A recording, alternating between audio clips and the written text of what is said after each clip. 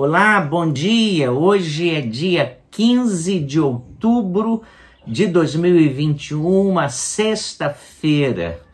Meu assunto hoje é desânimo e quero começar contando uma historinha bem conhecida que diz assim, que o diabo resolveu vender os instrumentos que usava para fazer as pessoas se perderem.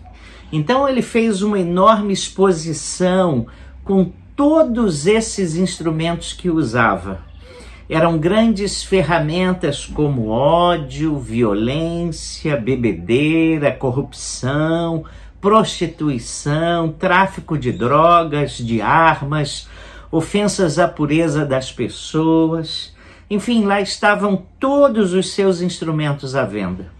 Mas havia um instrumento separado de todos os outros e, apesar de velho e gasto, o seu valor era equivalente ao preço de todos os outros objetos juntos. Havia uma enorme curiosidade: qual seria aquele objeto? Por que ele era tão caro? E o diabo dizia o seguinte: compre e você verá o que é. Devido ao custo, ninguém comprou. E o diabo voltou a usá-lo, reconquistando tudo que tinha vendido e muito mais. O instrumento surrado e dispendioso que ninguém comprou chamava-se desânimo.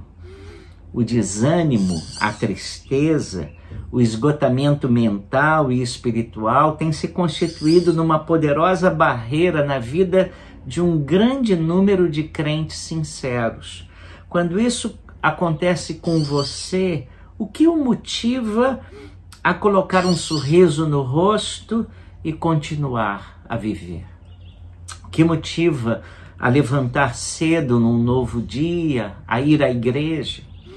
Muitas pessoas buscam alegria e motivação nas circunstâncias positivas da vida. Para se sentirem motivadas, elas dependem de uma sucessão de eventos favoráveis. É verdade que as circunstâncias, e até então ruins, elas podem melhorar, mas por vezes, a curto prazo, não há garantia de que isso aconteça. Quero falar de um homem que tem algo a nos ensinar quando a tristeza chega e o ânimo e a motivação vão embora pela janela. Para ele, tudo estava em Deus. A resposta estava em Deus. Um novo ânimo estava em Deus. Era sempre Deus quem dominava e determinava a sua vida. Estou falando de Davi. A Bíblia diz que um dia ele se ausentara do acampamento de Ziclag com os seus guerreiros para travar as suas guerras e deixou ali suas mulheres e seus filhos.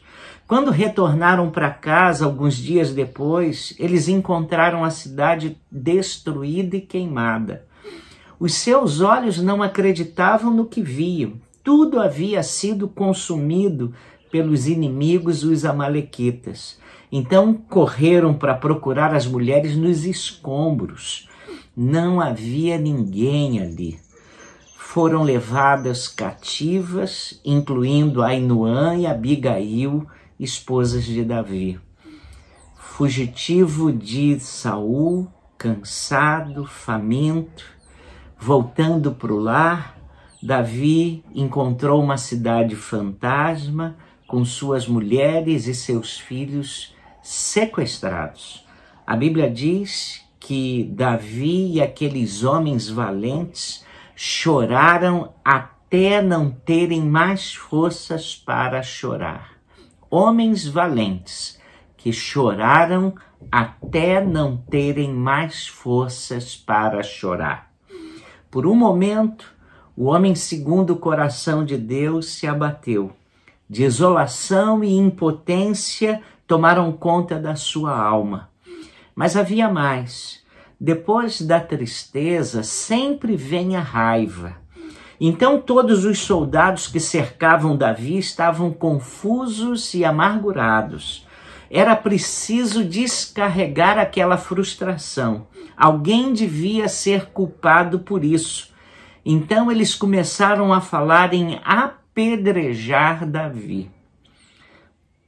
vulnerável, angustiado, e como se não bastasse, queriam apedrejá-lo. Toda vez que as pessoas se sentem frustradas, dificilmente elas olham para si mesmas, admitindo as suas responsabilidades. Isso acontece muito em família. Muitas vezes há problemas sérios envolvendo a todos no lar. A falta de diálogo, falta de comunicação, os papéis ali não estão bem definidos e sobra acomodação. Mas mexer na estrutura da família dá muito trabalho, então é melhor culpar alguém.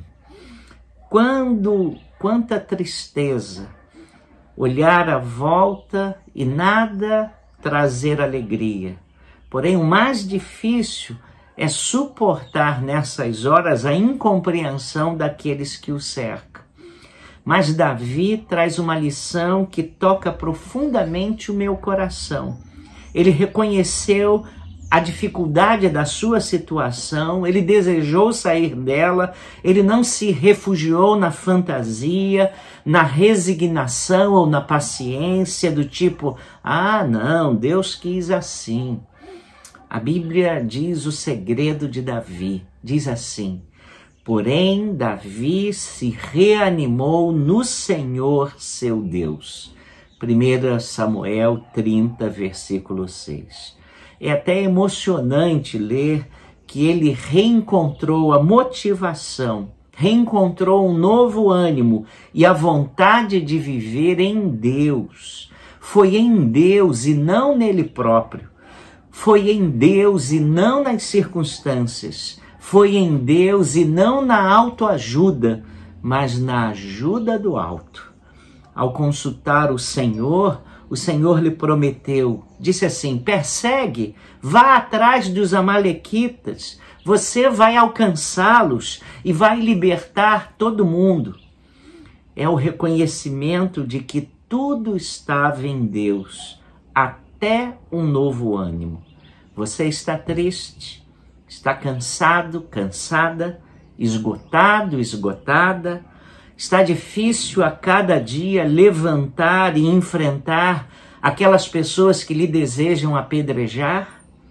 Convido você a fazer como este homem de Deus fez. Chore, chore mesmo até não ter mais forças, mas depois volte-se inteiramente para Deus, para aquele que prometeu em Hebreus 13:5. De maneira alguma te deixarei, nunca jamais te abandonarei. Vamos orar? Vamos. Ó Pai, obrigado por termos o Senhor, mesmo quando a situação está desanimadora. Perdoa-nos, Senhor, se temos olhado para as circunstâncias e não para Ti. Perdoa-nos se temos buscado motivação para viver nas honras, nas glórias, nas vitórias, nas conquistas. Nós, Deus, precisamos de serenidade para a alma. E obrigado porque temos a Tua promessa que o Senhor conservará em paz aquele cujo propósito é firme, porque ele confia em Ti.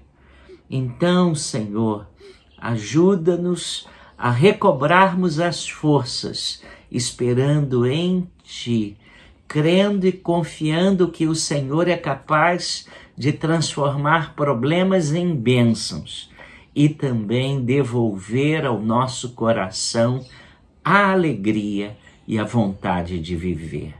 Deus, nessa manhã eu oro por aqueles que estão desanimados, prostrados. Ajuda-os, socorre-os, abençoa-os. Oramos pedindo que o Senhor reanime o nosso coração, em especial estes corações desses que estão abatidos, precisando da força que vem da ação bendita do Senhor. Em nome de Jesus, oramos. Amém. Tenha um ótimo final de semana.